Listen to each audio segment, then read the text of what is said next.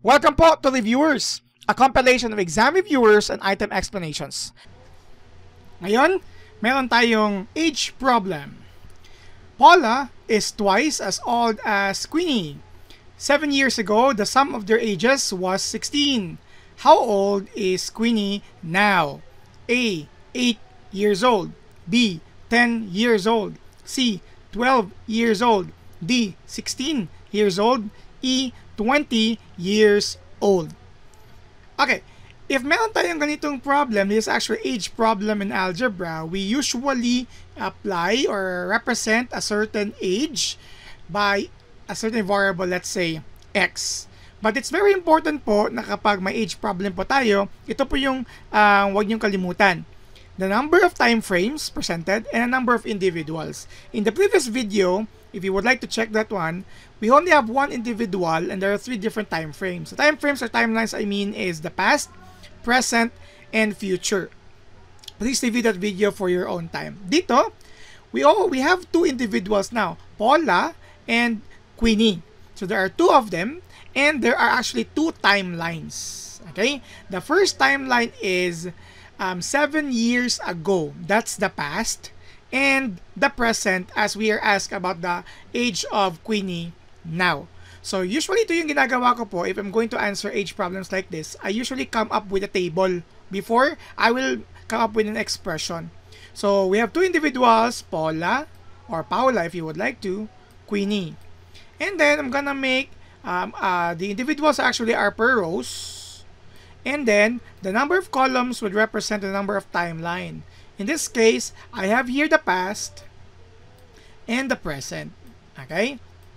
So we have all of this now. Of course, if you have future, dito ko ilalagay yung future to arrange na lang yung timelines or time frames in chronological order. Now, the question is, who do we give X?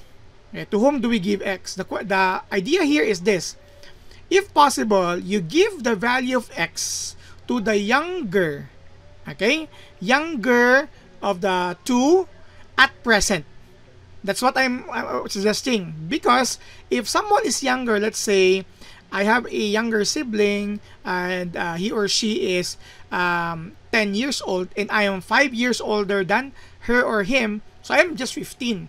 So it's easier to move to the other ages if we're going to have to assign X on the younger. At the same time, on the timeline itself, I'm going to apply it in the present.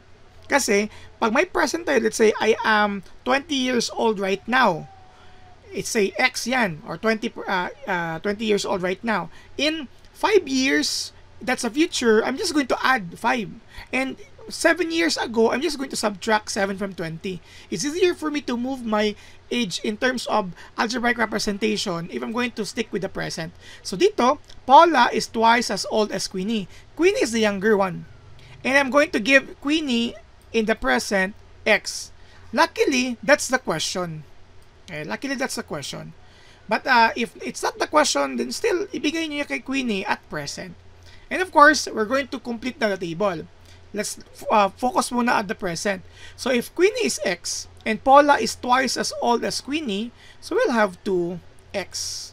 Twice of X. Okay? Hopefully, nakuha natin yan.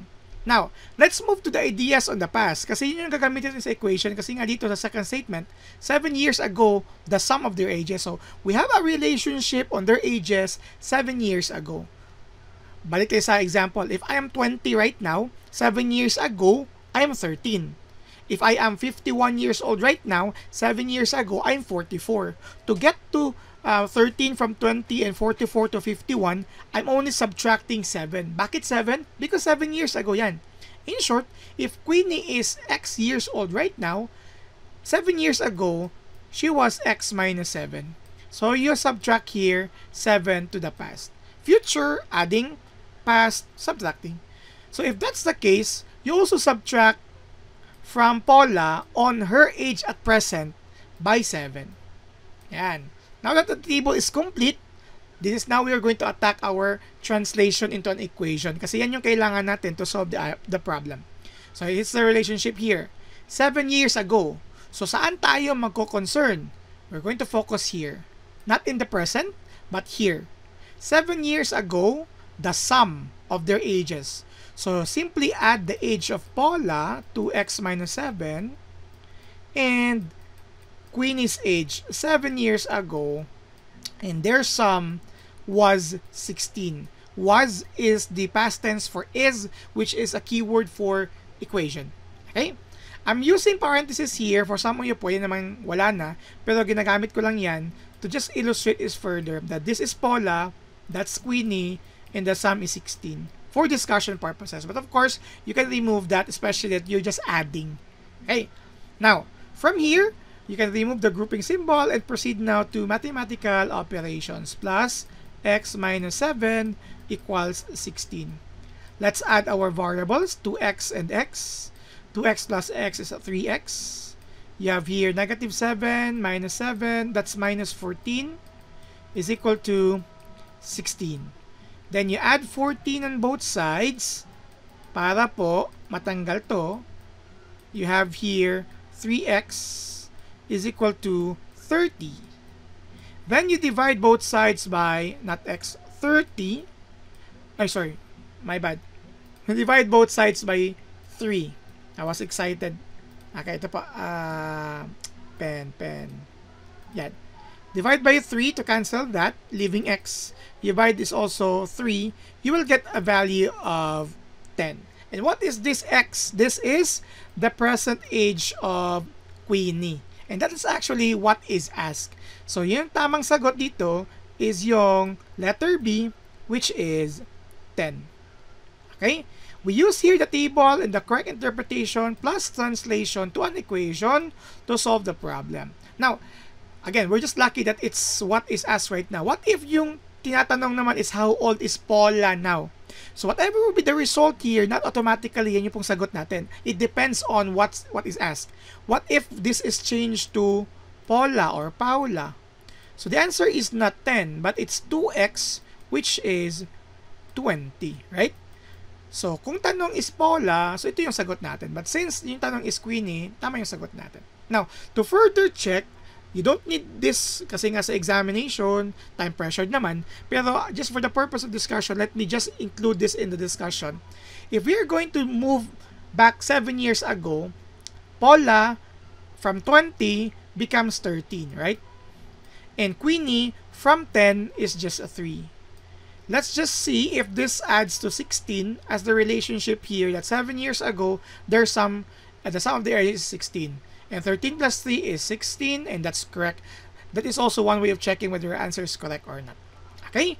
So, here is our answer for this age problem. Once again po, ito po yung reviewers. Don't forget po to subscribe on our channel, like our videos, and if kaya naman po, pakishare na lang din po. And leave a comment po for our future videos improvement. And follow our FB page and stay tuned for more videos. Maraming salamat!